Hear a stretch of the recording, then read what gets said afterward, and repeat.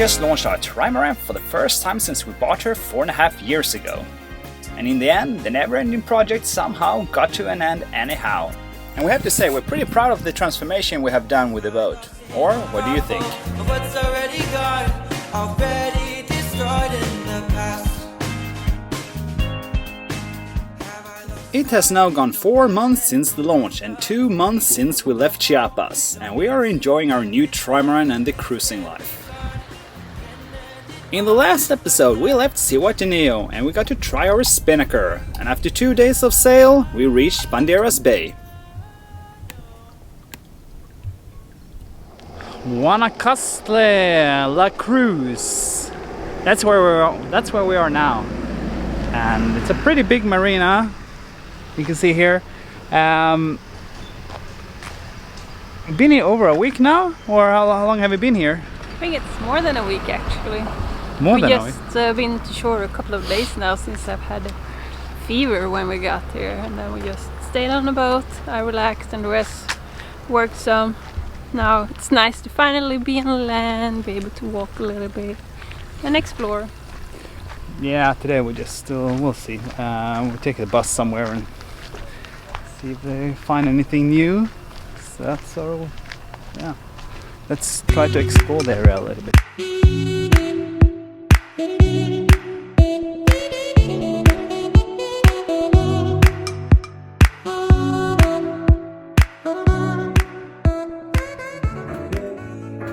On Sundays they have this huge local market with food and handcrafts and band playing. Really top notch.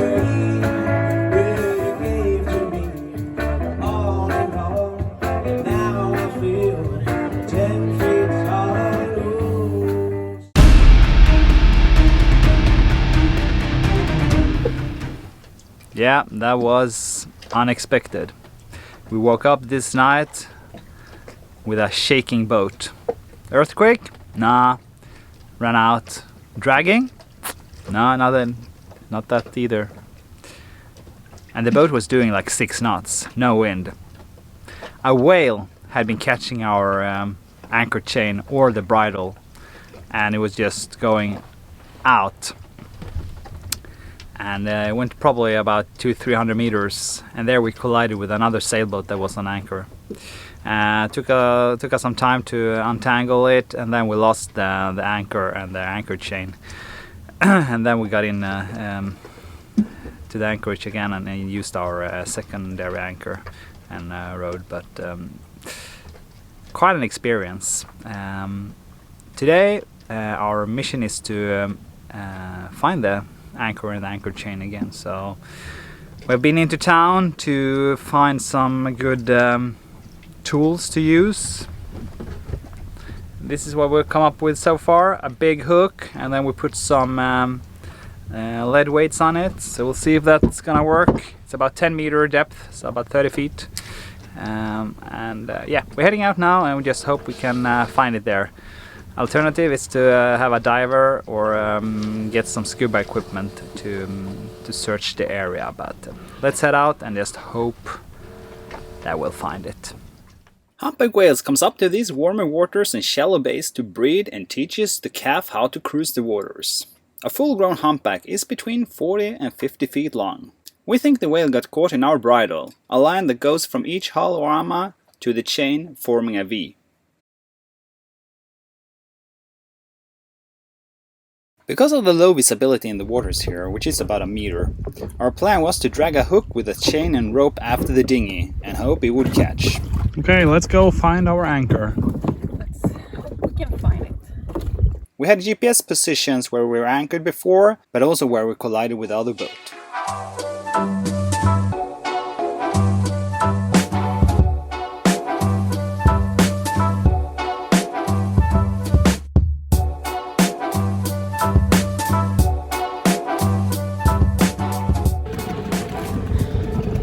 We're trolling around with 2 hooks in the bottom. Finally it got stopped.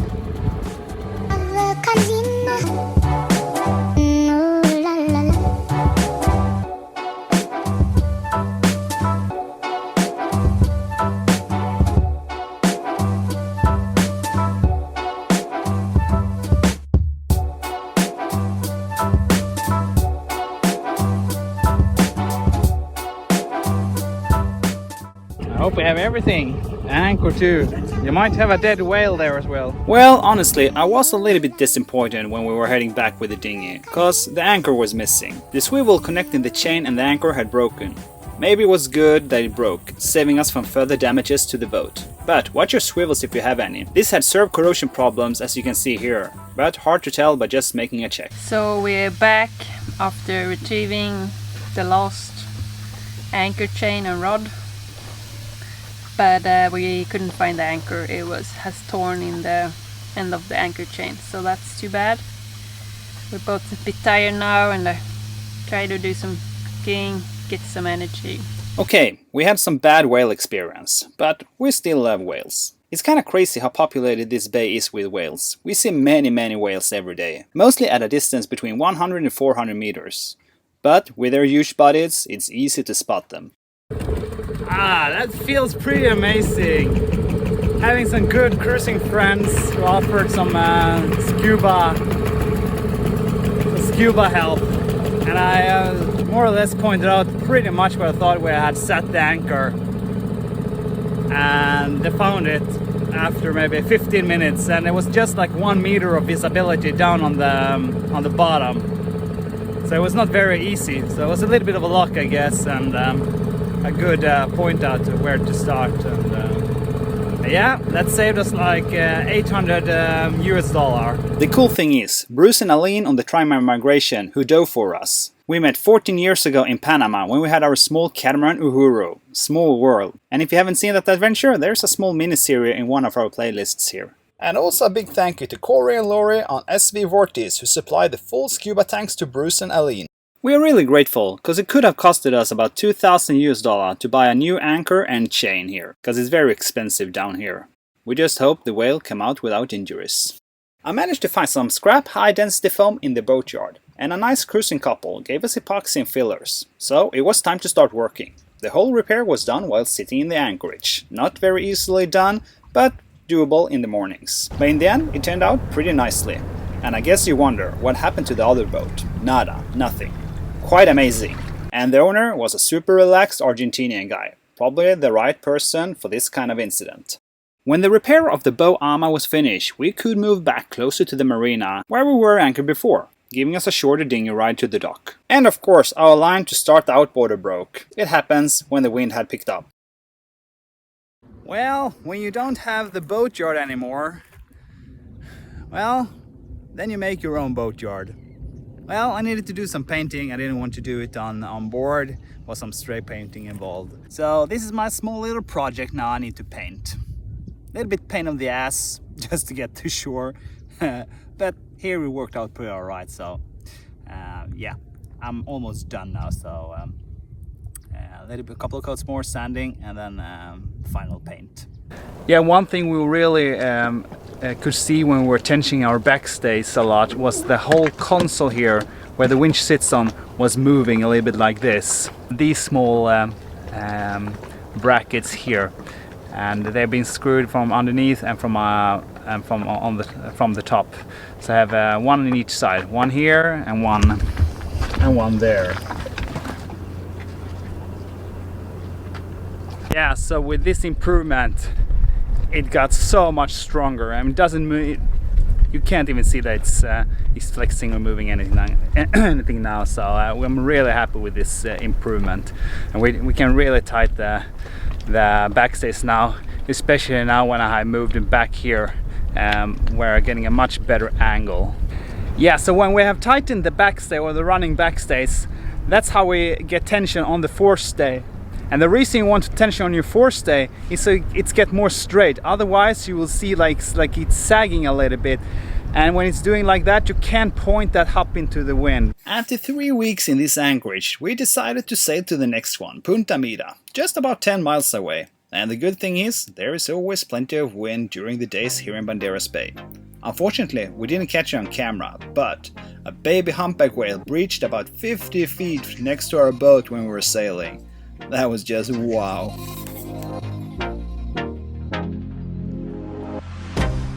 I can't get you out of my mind. It's like I feel it for the first time.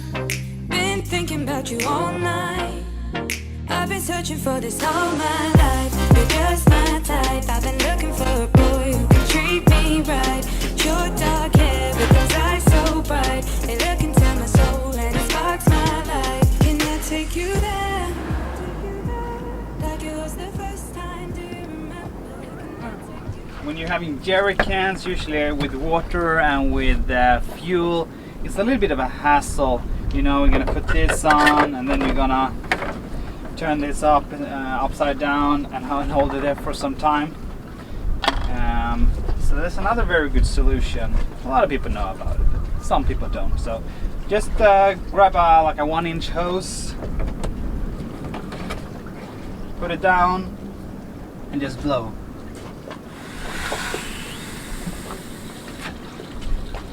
And there we go. And then you just wait for it to get empty. Very easy. So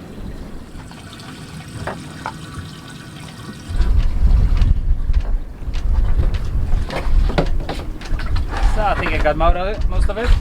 Especially while underway, this makes life so much easier. If you prefer not to blow, you can get one of those small fittings with a check valve and just rattle a little bit with it and it starts to flow. The water we're getting on the boat here is more or less only from our water maker. And the water maker is a small little machine that runs on 12 volt on our boat, and it produces about 25 liter per hour and it consumes about 8 amp. So it's a pretty efficient one. It's a Spectra.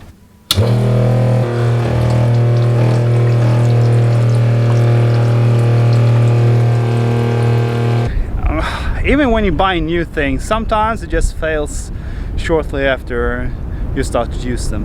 And the dinghy, I didn't have a leak the first month, but then yeah, we found a leak in one of the seams. So that was pretty annoying. We have to pump it up every 2 days, I think it is. So today we took the dinghy up and we're gonna do a patch repair on it, and hopefully the repair will last. But we also had it was nice, and you know, taking the high pressure flow out, because it's always some debris getting under it and it can chafe. So just make sure that it's clean and there's no sharp items there. And where there is a lot of birds, usually big ones like the pelicans, it can look like this.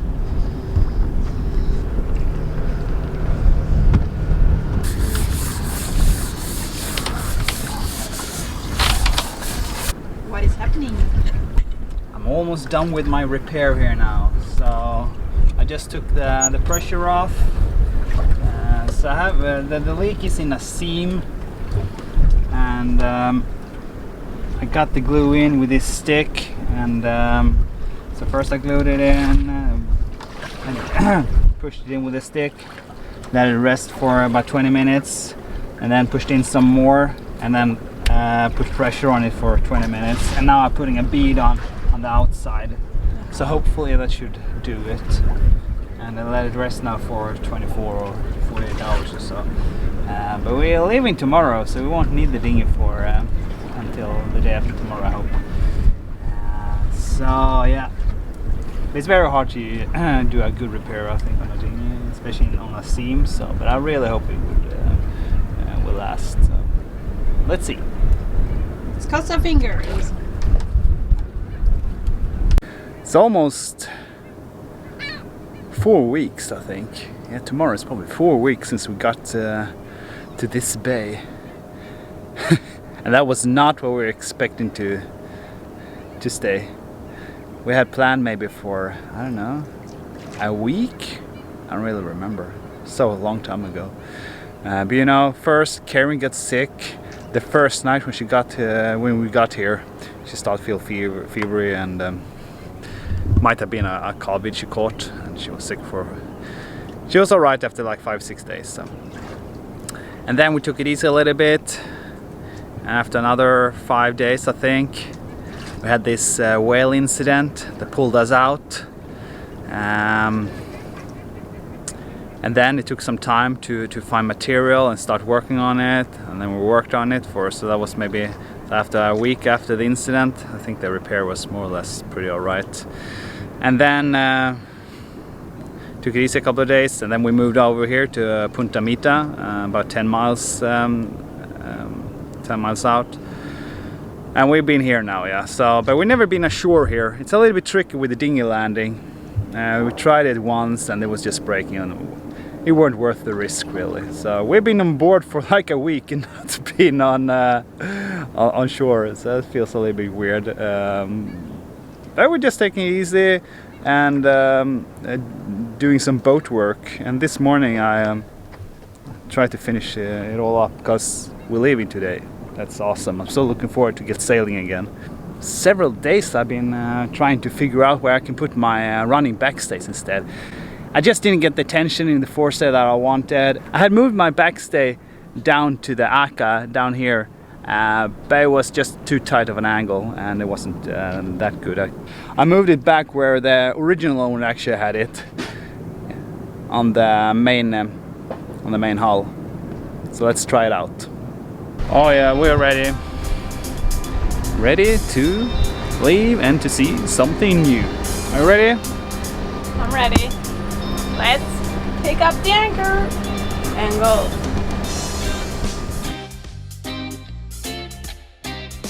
We're heading for Isla Isabel. Tomorrow morning, hopefully drop anchor in Isla Isabel. Now, let's take up the anchor.